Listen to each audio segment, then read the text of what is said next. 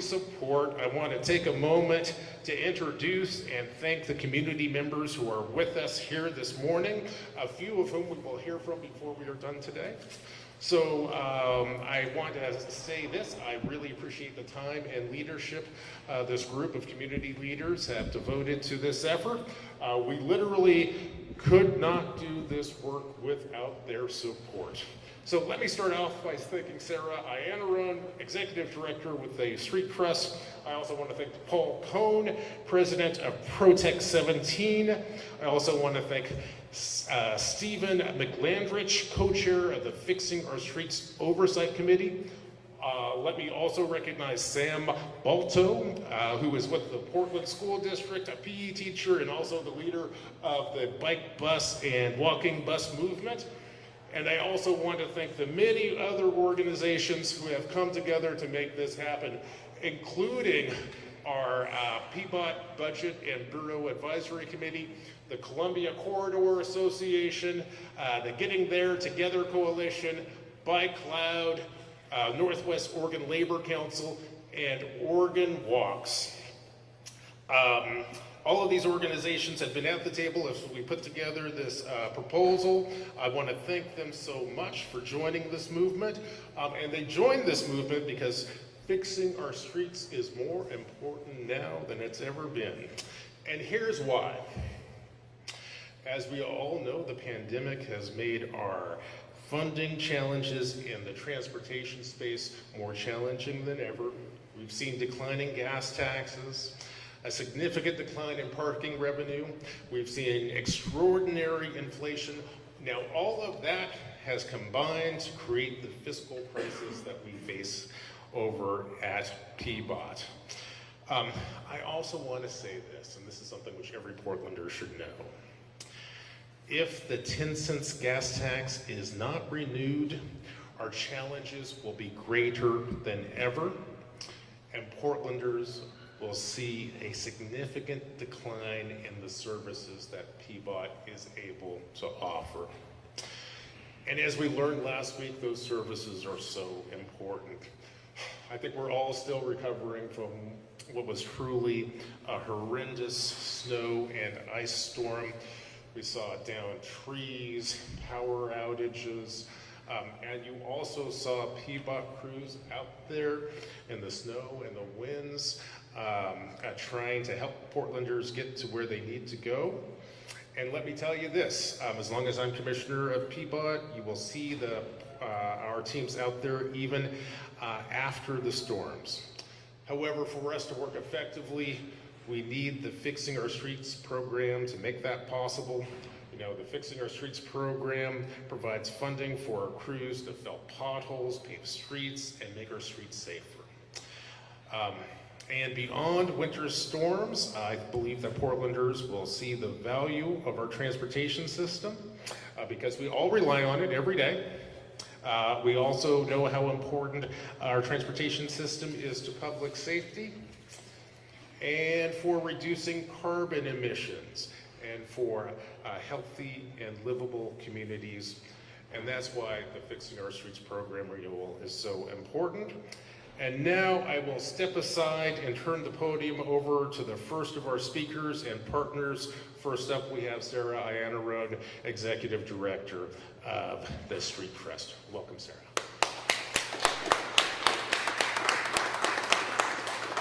Thank you, Commissioner Mapps, Director Williams. Good morning, everyone. I am Sarah Anone, Executive Director of the Street Trust, a nonprofit advocacy group which has fought for over 30 years for better transportation in Portland. I want to start out by thanking the employees of this city and our partner agencies who worked tirelessly last week to ensure our recovery from the storm. It was painful, but an important reminder of the extent to which we all rely on high-quality government services in order to care for our families, to get to our jobs and businesses, and to connect with the basics that we need for survival: food, medicine, shelter. The transportation system connects us all, and so thanks to everyone who got us back moving again. And I hear the bike lanes are getting cleaned swiftly, so thanks to operations and maintenance for that too. Before last week's storm, though, our streets were already struggling. Our roads and bridges are in decline, while the costs of maintaining and upgrading them continue to rise.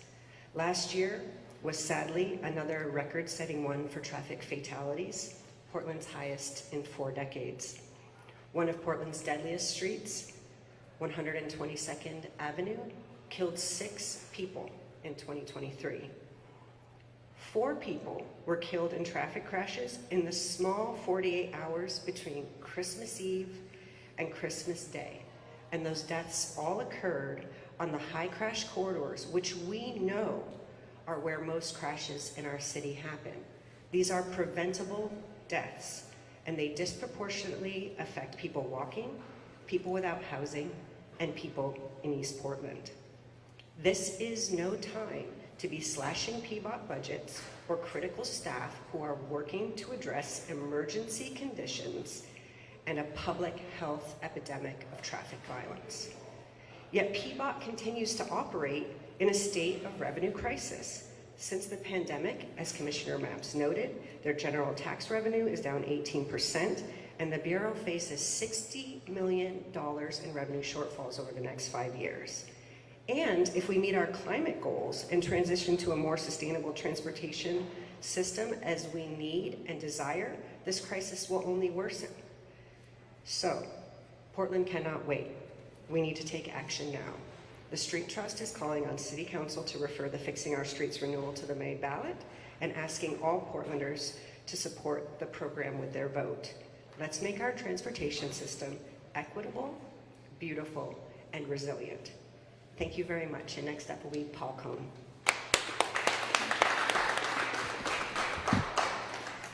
Thanks, Sarah. Thanks, Commissioner. My name is Paul Cohn. I am the chapter president for Protect 17. We're a city union of almost 1,000 people. I'm actually a city employee. Used to work at PBOT. Actually, I work at a different bureau now, Technology Services. But so I know a lot of people who've been out, working lately with the storm and everything. We've got about 220 Bureau of Transportation employees in our union who make up a lot of the engineering and planning staff and a wide variety of technical roles. But I don't have too much to add. We all know about the storm and how in the past week has really been a test of our transportation infrastructure and the staff that maintain safe conditions on our streets. Our frontline and professional staff, many of whom have been working 12-hour shifts, are under threat of budget cuts and layoffs. And we know that while not all problems can be solved with money, layoffs and staff cuts would really set PBOT back immensely as we all try to make our streets a safer place. So we hope that Fixing Our Streets will be renewed so that we can continue to proudly deliver for the people of Portland. Thanks.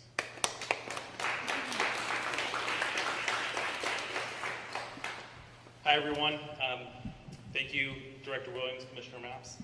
I'm Stephen McLandrich. I'm the co-chair of Fixing Our Streets Oversight Committee. And as a member of the Oversight Committee, I get to wear a couple hats. First, I get to be just a citizen of Portland, like those that will get to vote for this new proposal. And like many of us, I feel a need to do all I can to make our streets safe for our families, our friends, and our greater community. With the successful passage of this proposal, the outcomes in 2028 will be better than without it. And with my committee co-chair hat, I can say that our committee looks forward to working on this next phase of fixing our streets and thinks this new proposal makes good sense for transportation safety and for street maintenance. We will work with the community to help program this next round of projects. Thank you. Next up is Sam with the bike bus.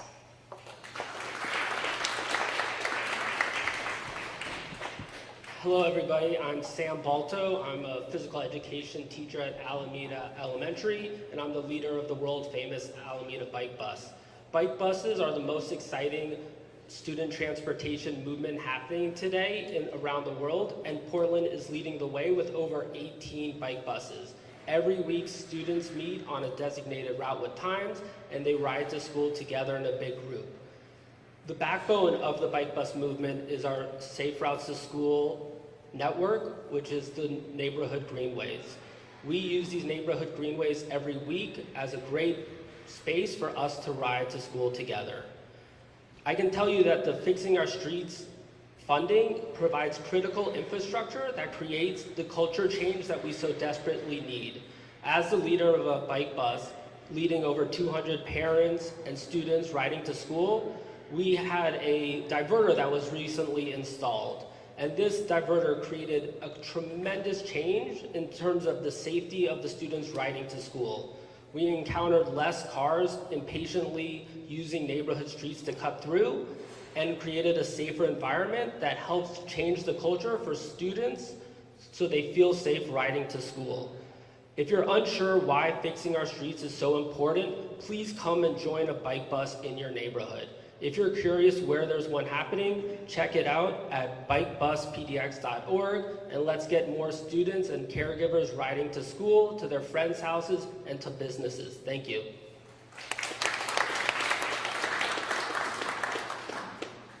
We'd like to thank all of our invited guests who have come to share with us today about their experience with the Portland Bureau of Transportation and the Fixing Our Streets program. Thank you so much for your words of support. Thank you so much for showing up for the Bureau of Transportation. We all recognize the importance of the work that we do, and we look forward to being able to continue to do that. We do need to wrap this press conference because we recognize there's another press conference happening in just a few minutes, so we'll be available to decide if anyone has any questions.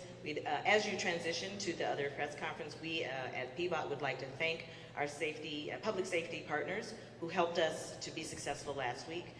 It was truly a partnership as we worked to recover the city. So thank you all for being here today. We will be available for questions on the side. Yeah. We got to get out of the way. Well, we had another press conference right here. Let's just keep it. Well, right, they're coming. We got to go. We got to get out of the way. Well, you got.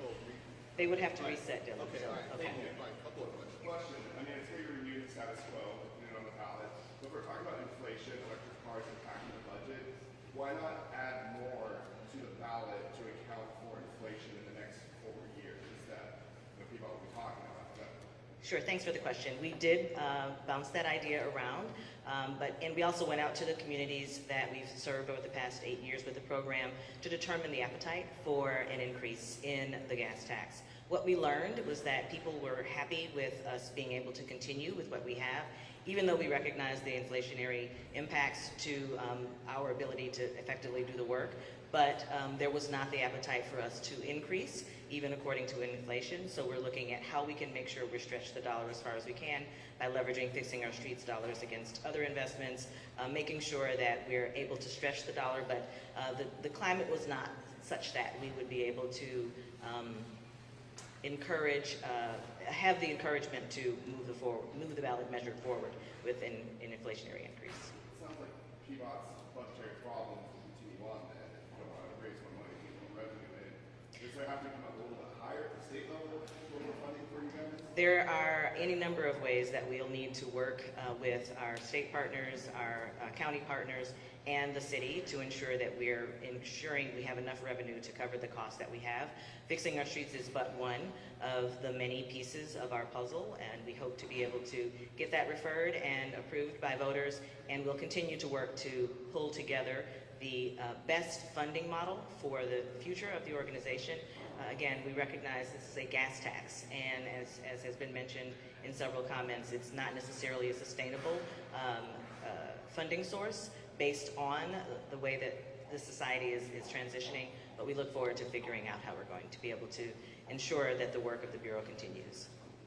Coming off 4-decade high in traffic fatalities, should PBOT be spending more of this money on safe streets and programs that can make the system more safe? The program is slated to spend about 40% of the funding on safety specifically, but I'd like to note that every project that the Portland Bureau of Transportation does is considered a safety project. We do need to make sure that we're focusing on those areas that have seen the greatest number of fatalities. We recognize that over 70% or 68% of the fatalities that we know about are on high crash corridors, and so we do intend to focus on those areas. But every project is a safety project, but yes, there is a significant amount of the funding that is dedicated specifically to safety and to the types of measures that will ensure that we're able to turn the dial in the other direction. When it comes to electric cars, they use our streets too. Obviously, they don't pay the gas tax. How's PBOT looking into There are a number of opportunities for us to evaluate what we can do. Vehicle miles traveled is one of the tools that people use in other jurisdictions that we hope to be able to consider as we move forward. One last question, and we understand the mayor's event is going to be held in the Rose Room up on the 3rd floor, so you'll need a few minutes to Reset. relocate up there. Yeah, so one last question. And then remember the city council meeting today, the first meeting in the temporary location for Chambers, 1900 building. Technically, that meeting starts at 9:30. Our time certain should be after 9:45, no earlier than that. We're looking forward to following up with you then. Thank you. Thanks, everyone. Thank you, everyone. Thank you.